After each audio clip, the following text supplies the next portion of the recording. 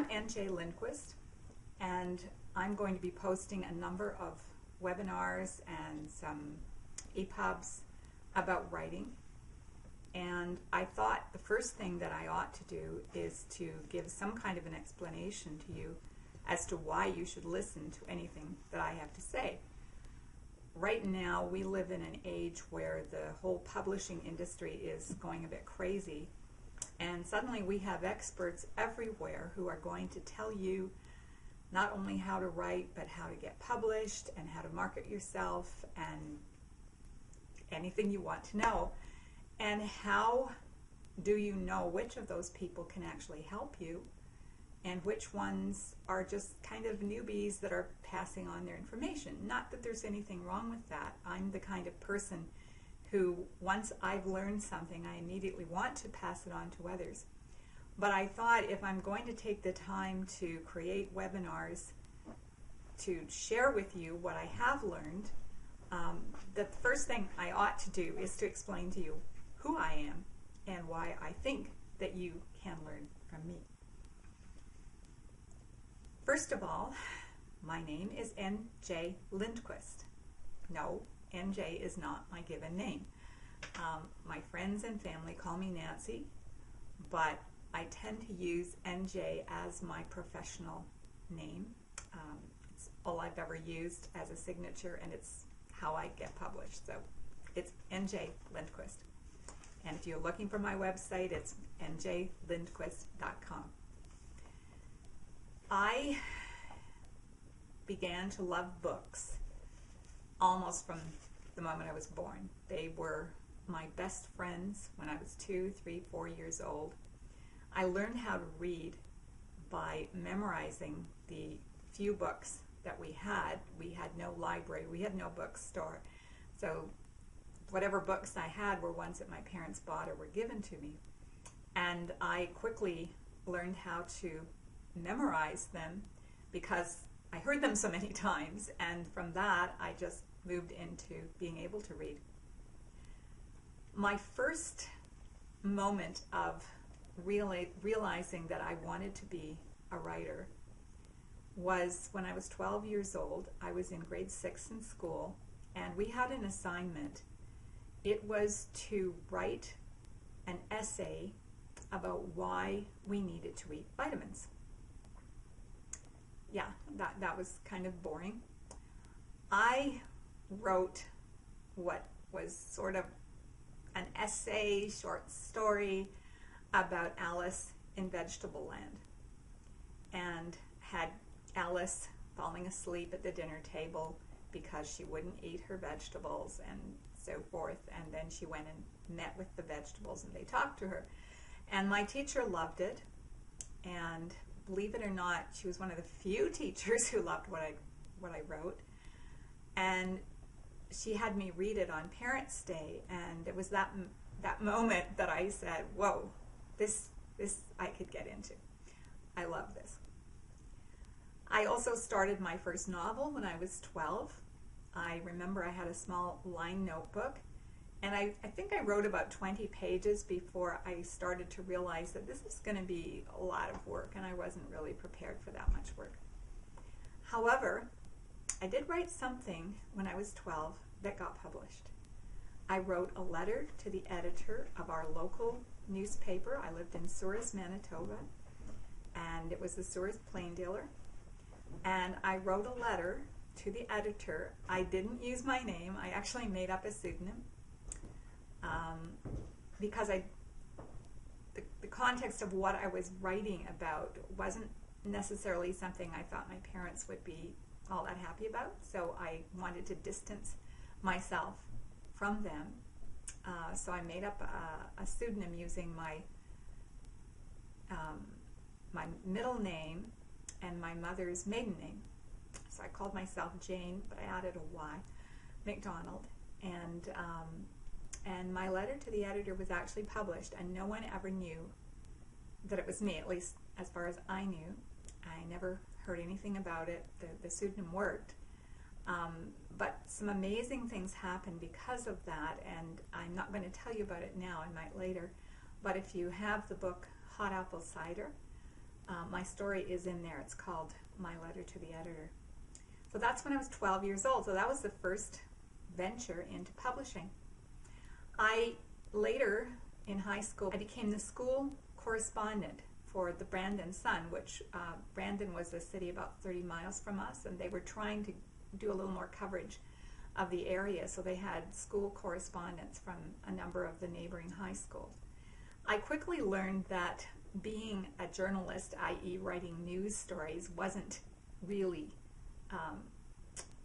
what I enjoyed doing, and even though I got paid by the column inch, I didn't make much money because reporting news just wasn't my thing.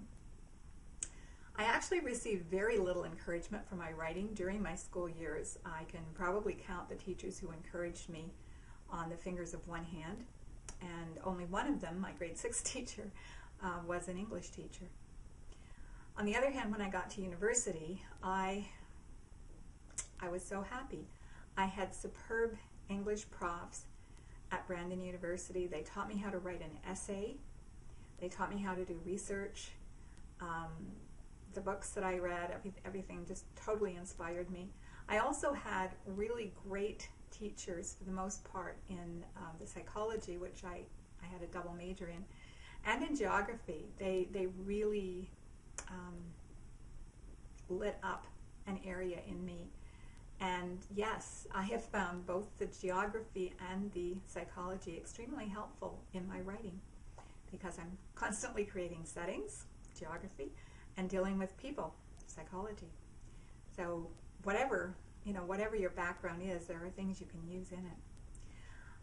After I graduated with BA from Brandon University, I went to the University of Manitoba, where I got an education degree, and I had two terrific profs there, one in the English department and one in special ed, and they again helped me learn a great deal.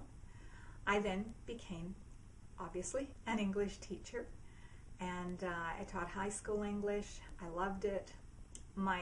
Probably, aside from dealing with kids, my favorite thing was actually coming up with unique assignments. When I was 25, newly married, my husband encouraged me to take a correspondence course from California. It was from Norman Rohr. And as I got going in it, I really enjoyed it. It was just, this is so much fun. One of the assignments was to write a short story. My short story kept going and going and going, and before I knew it, I realized I had a novel here, and I just kept going with the novel. I was writing in longhand because we didn't have a typewriter, and I still don't know how to type, to be honest.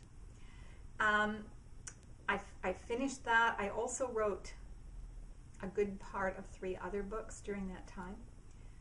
I got my first book, I got it typed up, I borrowed a typewriter from somebody to do it, got it half decent, sent it out to 2 publishers. I remember, I think one was Standard Publishing and the other might have been Cook, but I'm not sure.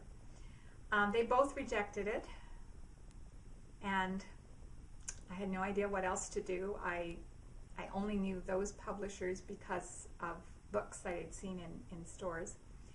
And by this time, I was really busy. I had a baby. My husband and I were part of a church planting team. I didn't know what to do, so I knew no other writers. I had no resources. I put my books in a drawer, and they languished there for more than 12 years. During that time, I had 4 kids. I was very busy homeschooling. I helped plant churches. I started 4 church libraries. I led, I don't know how many small groups, and I did a lot of discipling. So I was getting more ideas all the time, but aside from doing one church newsletter, I just did not have time or energy to write. However, something happened in 1988. My youngest son was now 5 and didn't need quite as much of my attention, and I was starting to think of doing other things. Well, the first thing I did was to develop tendinitis. I got it in my right elbow, and for the next year I could do very little with that arm. I couldn't hold a fork. I couldn't open a door. The weird thing was that I could type on our new PC Junior, I think it was. And I felt a little bit like it was God kind of hitting me over the head and saying, it's time for you to start writing. And the strange thing is that what had happened in 1988 also was that I had gone to a writers' conference. It was the first time I'd heard of it. It was called then God Uses Ink. And I connected with some other writers. And I went back the next year, and I discovered through one of the other attendees that there was such a thing as a market guide, that you could actually find out which publishers were looking for what things, both book publishers, magazine publishers, the whole works. So I got out my books and I began to work on them. I actually ignored the first book that I'd finished, and I looked at my second book, which I had written maybe a little more than half of. So I finished it, and I started to query various publishers, and my second novel that I'd written was actually published by Moody Press in 1991. So I was a writer. Same year, I also was a judge's choice in the Toronto Star short story contest. Well, a lot has happened since 1991. I've had 4 more coming-of-age novels for teens published. I've had 3 discipleship manuals for teens published. I've had 2 mainstream adult mysteries. I don't know how many articles, columns, and short stories. And I've also edited and published 2 hot apple cider anthologies, both of which are Canadian bestsellers. My first book is still languishing in a filing cabinet, but my husband's younger brother and my second son both loved it, so it had an audience. I've also, in 2001, learned that the little conference, God Uses Ink, was going under and was not going to be continued. And so I basically decided not to let that happen, because that was my one way to connect with other writers in Canada. And so I was part of a group that just said, we're going to keep it going.